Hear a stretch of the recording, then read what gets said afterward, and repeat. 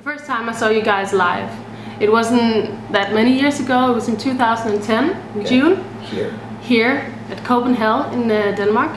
Okay. You were replacing Mastodon, which is one of my favorite bands, and I was really sad that they canceled. Right. Never heard about you guys. I think we came back that following November-ish. Yeah. Here, literally. Yeah, exactly. Anyway, Copenhagen. Yeah, that was the first time I saw you guys, and I remember just walking up to the stage, just wanting to check you guys out. Okay. And you went on stage. And you had heard our records before? I heard a few songs, yeah, but only like 2 or 3 songs. I was very new Coming to Dillinger. Spectacle. Exactly. All right. And I heard from people that you were crazy on stage. When I saw you, I was like, my mind was blown. I felt like I'd never seen anything like it. It was, I mean, you were jumping off of things, throwing guitar case, and I was like, do I cry? Maybe not you personally, some of the other guys. Mainly Ben and Greg. I have a different role. Yeah. But I remember that. I remember you as well. You had your signature moves as well with your legs and stuff. Sure. And My it was metronome. just like, yeah, of course. Very dramatic metronome. Of course. Yeah. So for me, I felt like I'd never seen anything like it. It was a unique experience, and it was like, I didn't know if I was crying or laughing or screaming. It was just very emotional. And since then, I've been a huge fan, and of course I'm very, very sad that you're stopping. I have it's not really a question, but unsolicited. Yeah? I have a word that I try to fit into that feeling. Mm-hmm. When you're in awe and in horror simultaneously. Exactly. I call it horror. Horror. All right. I don't know whether to go home and practice or quit. Okay. You know, when I see a musician or experience some art that is just so overwhelming, just like, I don't know whether to go home and try harder or just give up. So, anyway. I can recognize that feeling, Okay. definitely. So if I'm sure, maybe that's what I'm going for. Yeah. You know? Definitely. Anyway. So Yeah. A question. Yeah. Sooner or later we're gonna get to the question. So, you guys obviously blew my mind back then, and I wanted to talk to you a little bit about that time. That was actually where I was going with that question. Okay. Do you remember where you were as a band back in 2010? It's not that many years ago, but still, it's like summer. I'm assuming that's Option Paralysis tour. Billy was relatively new. Jeff was still there. Yeah, I feel like that was a pretty kind of an eye of the storm moment for us. Yeah.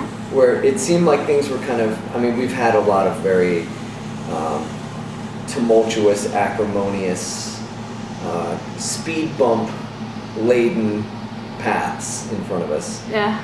And I feel like that time was a pretty, I don't want to say drama-free, but I feel like that was a really calm, sort of transitional, getting our sea legs again sort of thing, you know, with Jeff and, I mean, Jeff had done the Ironworks tours too, so that wasn't as unfamiliar, but Billy, it was unfamiliar. And it's kind of, I remember thinking a lot at that time about how it's exciting to do that stuff again, because we'd sort of been doing it for a little while, when you have a new guy in the band, because you sort of start to see it through their eyes, and even if you can't relate to exactly what they're saying, like, oh man, this song, there's a little bit of osmosis where you're like, yeah, this is pretty, some of the jadedness gets, I don't know, sort of subdued, if that makes sense. So, yeah, I remember feeling kind of like fresh,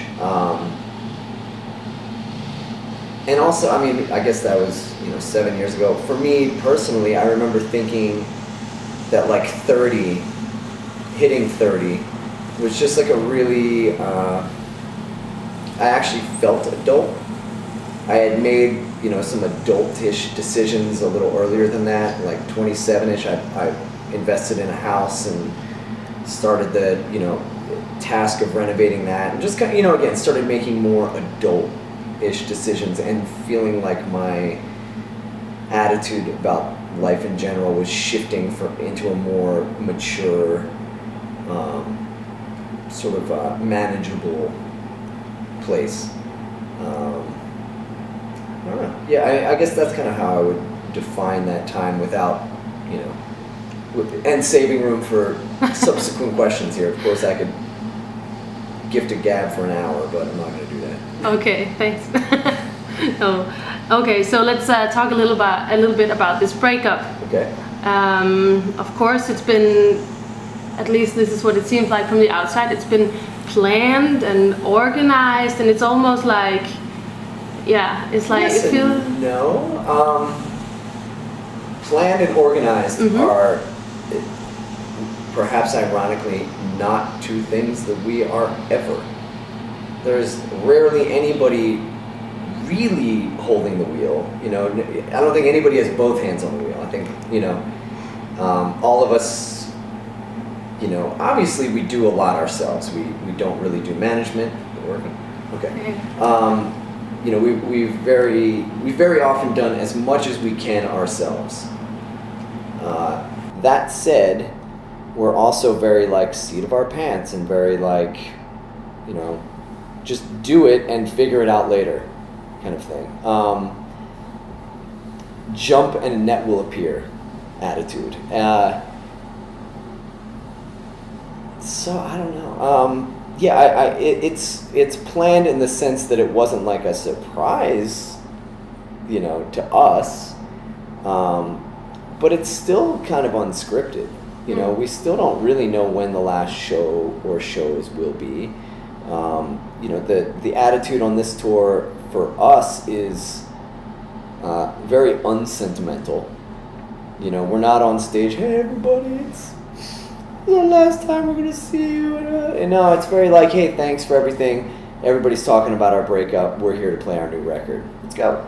And that's pretty much it. You know, and maybe that's partially due to the fact that we're still kind of processing it, you know, personally and emotionally, and sort of preparing for the impact that we all know it's going to have on our egos and our identity and all this stuff. I think we're all kind of processing it differently and very personally, and maybe that's kind of why we're not talking about it, because there isn't really a whole lot to say as a band. You know, if you ask 5 of us what this means, you're going to get 5 different answers. And that's kind of the charming part about it. You know, we don't have to always be this like unified force. And I think what makes this interesting is that, you know, we are 5 very, you know, alpha personalities. No matter who's in the band, it's always going to be, and always has been, 5 very strong, individualistic personalities. So yeah, I mean, like I said, it's focused, and I don't know. I think people like to, you know, use the word calculated for us with all, you know, with all irony. But yeah, it's a lot looser than most people would think, I guess. Okay. Yeah, okay. Because it doesn't seem like that from the outside, but sure. Yeah. Or at least, like I said, maybe it's not. Maybe we kind of already sort of know in a, you know, in our bodies or in our minds, we already kind of know how this is going to play out. But there's also a bit of, you know, excitement to not really having it very planned and having it all be kind of unscripted. That's also very, at least for me, sort of what I think the Dillinger Codex or Constitution is all about. It's just kind of like, well, you know, I'm going to take the first step and think about it later, you know, or, you know, we're going to say we're going to break up, but then we're going to really kind of figure out what that means later. I just know that in my, you know, gut or in my, you know, in my body, it feels like, yes, this is the time to, you know, put it down and step away politely and respectfully, you know.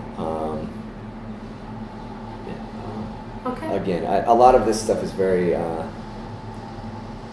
could talk for hours about it. You know, I think a lot about it. I don't often talk about it. And you know, between us, we kind of, again, respectfully don't talk about it too much. Maybe again, because we're kind of conveniently ignoring what it's really going to do to us. I'm not looking forward to that. I know that none of us, even if it is our choice, none of us are really like excited. It just kind of feels like this is what the muse is telling us to do right now. And I think we all have kind of, for better or for worse, really put all of our personal lives and personal relationships aside. Everything is second to what the muse says. The analogy I use is it's I have my Superman life and my Clark Kent life. And in some ways, the Clark Kent life is a little out of balance. And I think that everybody kind of has that sensibility. I am really busy. I have 2 other, I consider pretty serious musical projects that are about to come out that I've been working on through this whole time. It's sort of convenient that they're coming out at a time when this is slowing down, so I can just sort of, move my creative attention and intention into this other stuff and make at least from a creative point of view, I won't have that shock,